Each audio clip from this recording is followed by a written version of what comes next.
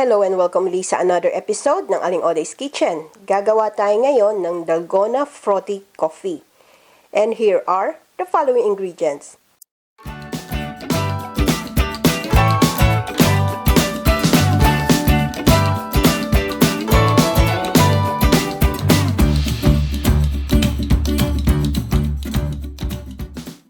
And dito sa ating bowl, pagsasamahin lang natin yung sugar, yung instant coffee, at yung ating warm water.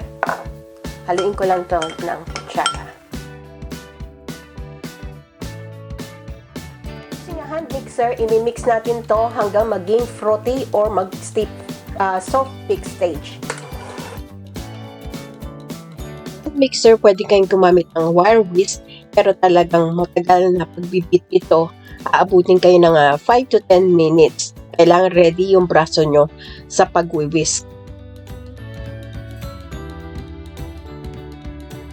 Ganitong soft peak na, pwede na ito. Lagay lang natin yung milk with ice.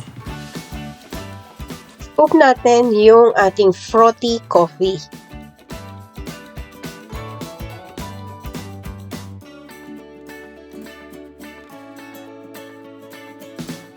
Gamit lang tayo ng kutsara.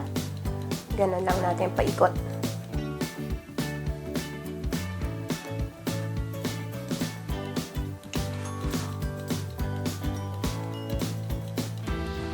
As an optional ingredients, pwede ko rin siyang lagyan ng chocolate sprinkle sa ibabaw or i-dust nyo lang siya ng cocoa powder.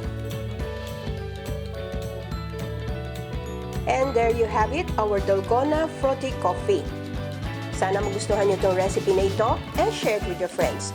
Don't forget to give us a thumbs up and subscribe to my channel. Ako po si Aling Oday. Magkita-kita ulit tayo sa aking susunod na video. Salamat! Bye!